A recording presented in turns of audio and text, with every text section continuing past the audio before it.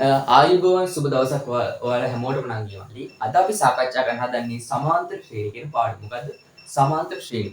දැන් ඔයාලට ගැටලුවක් තියෙනවා. සමහරක් අය මේක අහලා තියෙනවා. සමහරක් අය මේක අහලා නැහැ. ඊට පස්සේ මේකෙන් ඔලෙවල් විභාගෙට එන්නේ. ඔයාලා දන්නවනේ මම සාකච්ඡා කරන්නේ ඔලෙවල් විභාගෙට එන ගණන්. ඊට පස්සේ කියන්නේ ගණන් කියන්නේ හැම ගණන් වෙන තමයි ඔලෙවල් විභාගෙට. ඊට පස්සේ දැන් අපිට තව එකක් එනවනේ. මොකද්ද? අපිට මේ සමාන්තර ශ්‍රේණි ආශ්‍රිත වෙන ගානේ ලකුණු කීයක ප්‍රශ්නයක් දෙන්නේ. මොන වගේ ප්‍රශ්නද මේකෙන් එන්නේ නේද? අන් මේ වගේ ගැටලු ඔයාලගේ හිතේ ඇති වෙනවා නේද? ඕක මගේ කාලෙත් ඇති වුණා. හරි. දැන් අපි වැඩි කතා ගන්න ගියොත් මොකද වෙන්නේ? වීඩියෝ එක දිග් ගහනවා නේද? හරි. අපි ඒක වළක්වා ගන්න පාඩමට ඉක්මනට යන්න. මොකද්ද මේකේ මාතෘකාව? සමාන්තර ශ්‍රේණි. මොකද්ද? සමාන්තර ශ්‍රේණි. හරි. අපි මේ සමාන්තර ශ්‍රේණි කියන මාතෘකාව යටතේ මාතෘකාවට යද්දී අපි දැනගන්න ඕනි පොඩි කරුණු ටිකක් තියෙනවා. මොනවාද? පොඩි කරුණු ටිකක් තියෙනවා දැනගන්න. මොකද්ද? අපිට මේකේ හඳුන්වලා දෙනවා සිම්පල් A අකුර. සිම්පල් A අකුරෙන් අපිට හඳුන්වලා දෙනවා මොකද්ද? සිම්පල් A අකුරෙන් අපිට හඳුන්වලා දෙනවා යම් කිසි දෙයක්. මෙන්න මේ සිම්පල් A අකුරෙන් අපිට හඳුන්වලා දෙනවා කිසියම් අර්ථයක් මෙන්න මේ සිම්පල් A වලින් අපිට හඳුන්වලා දෙනවා. ඊට පස්සේ ආයි තියෙනවා සිම්පල් D. සිම්පල් D වල දැන් අපිට යම් කිසි අර්ථයක් හඳුන්වලා දෙනවා. තව එකක් තියෙනවා සිම්පල් n අකුර. එන්න මේ සිම්පල් n අකුරිනොත් අපිට යම් කිසි අර්ථයක් හඳුන්වලා දෙනවා. අවසාන එක විදිහට කියන්නේ මුළු ඒ වගේ tn කියලා එකක් තියෙනවා. අන්න tn සූත්‍රය කියලා සමහර මෙන්න මේ සමාන්තර ශ්‍රේණික හඳුන්වනවා නේද? tn සූත්‍රය කියලා ලේසියට. හරි. දැන් අපි බලමු මේ වගේ අර්ථය මොකක්ද කියලා. සිම්පල් A වලින් අපිට හඳුන්වලා දෙන්නේ පළමු පදය. මොකද්ද? පළමු පදය. සිම්පල් A වලින් මොකක්ද හඳුන්වලා දෙන්නේ? පළමු පදය. Simple A. පළමු පදය. ඊට පස්සේ සිම්පල් D වලින් අපිට හඳුන්වලා දෙන්නේ මොකද්ද? සිම්පල් D වලින් හඳුන්වලා දෙන්නේ පොදු අන්තරය. මොකද්ද? පොදු අන්තරය. පොදු අන්තරය තමයි සිම්පල් D වලින් අපිට හඳුන්වලා දෙන්නේ. පොදු අන්තරය. n සිම්පල් n අපිට සාමාන්‍ය මෙන්න මේ ගණන් වල සිම්පල් n හඳුන්වන්නේ සාමාන්‍ය පොදුවේ ගත්තොත් මොකද්ද? යම් කිසි ගණනක්. හරි මෙන්න මේ සිම්පල් n වලින් අපිට හඳුන්වන්නේ එතකොට මොකද්ද? පද ගණන. මේකේ සිම්පල් n වලින් මොකද්ද අපිට හඳුන්වන්නේ? පද ගණන. පද ගණන. හරිද? දැන් අපි දන්නවා මොකද්ද අපි සිම්පල් n වලින් මොකද්ද හඳුන්වන්නේ? සිම්පල් a වලින් පළමු පදය. සිම්පල් A වලින් පළමු පදය. ඊට පස්සේ සිම්පල් D වලින් පොදු අන්තරය. ඊට පස්සේ සිම්පල් A වලින් පද ගණන. ඊට පස්සේ දැන් අපිට තව එකක් ඉතුරුලා තියෙනවා මොකද්ද? tn කියන්නේ මොකද්ද? tn කියන්නේ මෙන්න මේකට. tn කියන්නේ n වන පදය. මොන පදයේද? n වන පදය. n වන පදය තමයි මෙන්න මේ tn වලින් අපිට පෙන්වන්නේ. මොකද්ද? n වන පදය. හරි අප මුලින් ඉඳන් සිම්පල් වලින් මොකක්ද හඳුන්වන්නේ? පද ගණන. සිම්පල් D වලින් පොදු අන්තරය. මොකද්ද? පොදු අන්තරය තමයි සිම්පල් D වලින් හඳුන්වන්නේ. ඊට පස්සේ n වලින් පද ගණන. ඊට පස්සේ tn වලින් n වන පදය. මොකද්ද? n වන පදය තමයි tn වලින් හඳුන්වන්නේ. තේරුණාද? අන්න. මෙන්න මේ ටික විශේෂිතයි. මේ ටික පාඩම් කරගත්ත කියන්නේ මෙන්න මේ ගණන් nothing නේද? හරි. මම මේක මකලා දැන් ගානක් හදන්න යන්න නේද? මුතුවා අපි යන්නේ ගාන බලන්න. සාමාන්‍ය මේක අස් මොකක්ද දෙලින් කියලා. හරි මම ඔයාලට මෙන්න සමාන්තර ශ්‍රේණියක් පිළිසෙද්දී මොනේ සූත්‍රයක් හඳුන්වලා දෙන්න. ඒ සූත්‍රය තමයි සාමාන්‍ය විභාගෙට වාර විභාගෙට එන ගණන් හැම විභාගෙකම සමාන්තර ශ්‍රේණිය ආශ්‍රිත ආවොත් අපි යොදන්න සූත්‍රය. මුලින්ම සූත්‍රය මොනම සූත්‍රය මම ඔයාලට කියලා දෙන්නේ. මොකද්ද? කියලා tn සමානයි a ධන n ඍණ 1යි වරහන් වැව්වා d. ඔන්න ඔක තමයි සූත්‍රය. මොකද්ද? tn සමානයි a ධන n ඍණ 1යි d. tn සමානයි a ධන n ඍණ 1යි d. මොකද අවශ්‍ය කියන්නේ tn සමානයි a ධන n ඍණ 1යි d. හරි නේද? අපි දන්නවා මේ වලින් මොකද අපිට කියන්නේ හැමතිස්සම පළමු පදය ඊට පස්සේ n වලින් කියන්නේ මොකද්ද? පද ගණන. පද ගණන. D වලින් කියන්නේ මොකද්ද? පොදු අන්තරය, පොදු අන්තරය. D වලින් කියන්නේ පොදු අන්තරය, N වලින් කියන්නේ පද ගණන, E වලින් කියන්නේ පළමු පදය නේද? හරි. Tn කියන්නේ මොකද්ද? N වන පදයයි කියන කිව්වේ. N වන පදය. Tn කියන්නේ මොකද්ද? N වන පදය. N වන පදය. දැන් ආපස්සට මම මතක් කරනවා මොකද්ද මේ සූත්‍රය අපි ගණන් හදලා සම්මත ශ්‍රේණිය යොදාගද්දී හදන්න ඕන සූත්‍රය මොකද්ද මුලින්ම දාන්න ඕන එක Tn සමානයි a ධන n ඍණ 1යි වරහණ වැහුවා d අවසරය ලියමු Tn සමානයි a ධන n ඍණ 1යි වරහණ වැහුවා d ඔන්න ඕක තමයි සමාන්තර ශ්‍රේණිය අපි යද්දී මුලින්ම හඳුනා ගන්න ඕනේ සූත්‍රය මොකද්ද Tn සමානයි a ධන n ඍණ 1යි d අවසරය කියන්නේ Tn සමානයි a ධන n ඍණ 1යි d අවසරය කියන්නේ Tn සමානයි a ධන n ඍණ 1යි d ඔන්න ඔක තමයි සූත්‍රය හරි අපි ඒ ආසිත පොඩි ගණන් දෙකක් හදමු ගණන් දෙකක් ඔයාලට ප්‍රැක්ටිස් වෙන්න හදමු දැන් මං කියනවා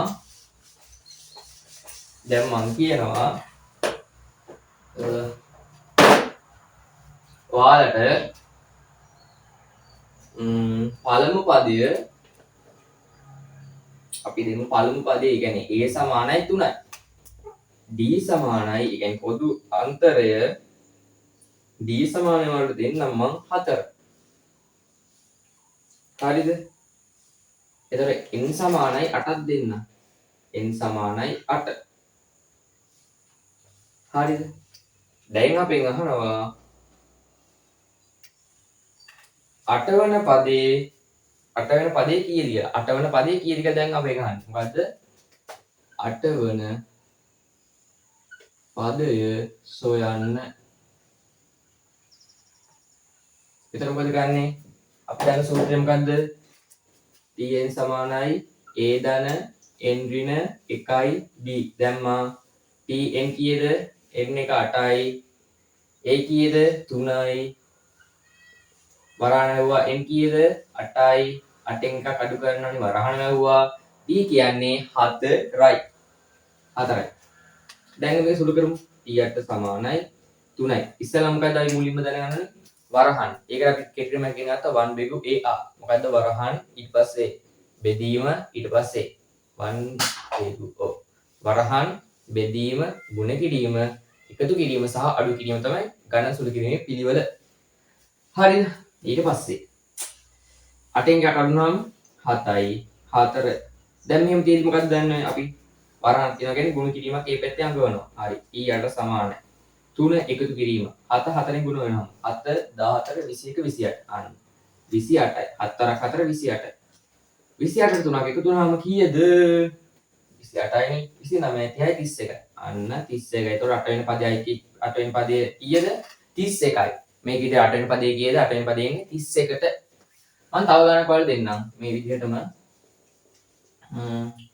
දෙන්නම් 2යි d දෙන්නම් 5යි 10 වෙනි පදය සොයන්න 10 වෙනි පදය සොයන්න 10 වෙනි පදය සොයන්න අපි දාන්න මුලින්ම දාන්න සූත්‍රය මොකද්ද Tn සමානයි a ධන n ඍණ 1යි d අවසර කියන්නේ Tn සමානයි a ධන n ඍණ 1යි d හරි දැම්මා සූත්‍රය දැම්මා Tn සමානයි a ධන n ඍණ 1යි d n කියන්නේ කීයද 10යි මෙතෙන් n කියන්නේ 10යි a කියන්නේ කීයද 2යි n කියන්නේ කීයද 10යි එකක් අඩු වෙනවා d කියන්නේ කීයද 5යි මේක හැටියට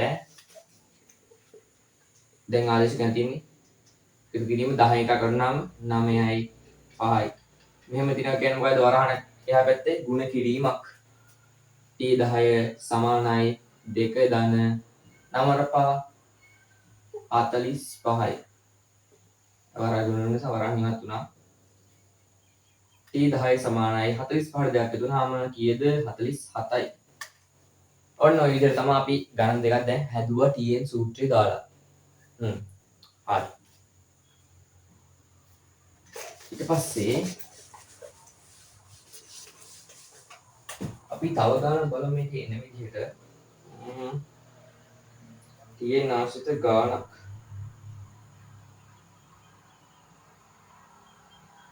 හරි.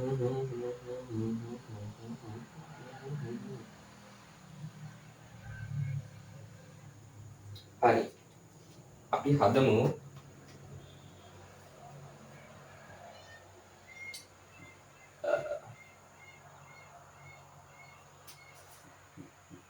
ඔයාලට දෙනවා A සමානයි 5යි. D සමානයි 4යි. TN සමානයි 49යි. අපි මේක අහන්නේ n කීයද? ඒ කියන්නේ පද ගණන මේක කීයද කියලා අපෙන් අහන්නේ. පද ගණන කීයද කියලා තමයි අපෙන් අහන්නේ. දැන් අපි දානවා සූත්‍රය මොකද්ද? TN සමානයි A ධන n ඍණ 1යි D. ඔන්න. TN සමානයි A ධන n ඍණ 1යි D. TN කීයද? TN කියන්නේ කීයද? 49 මේක හැටියට 39 සමානයි A කීයද? 5යි. TN ආයින් එක දිලා නැහැ. A මෙම්ම දැම්මා. මේ n එක දිලා නැහැ. D කීයද? 4යි.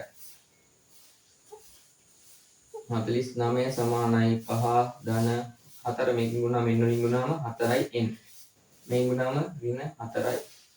49 සමානයි 5 ධන 4යි n ඍණ 4. 49 සමානයි 4යි මේක සුළු වෙනවා 4යි n ධන 1. 49 මේ ධන 1 මෙහෙට එනවා. ඒක ඍණ 1ක් වෙනවා. එතකොට ඍණ 1ක් වෙනවා. එතකොට සමානයි 44යි n. 49 එකක් වුණාම 48යි.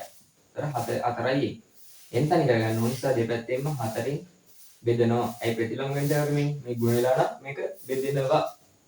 කරයි මෙතන 12යි n සමානයි 12යි. සක්නේවි අපිත් අපි හිනවලට යාවි. ඒ හැම මොහොතේ ළඟින් නුඹ සිටියොතින් නැති සක්නේවි අපිත් අපි හිනවලට යාවි.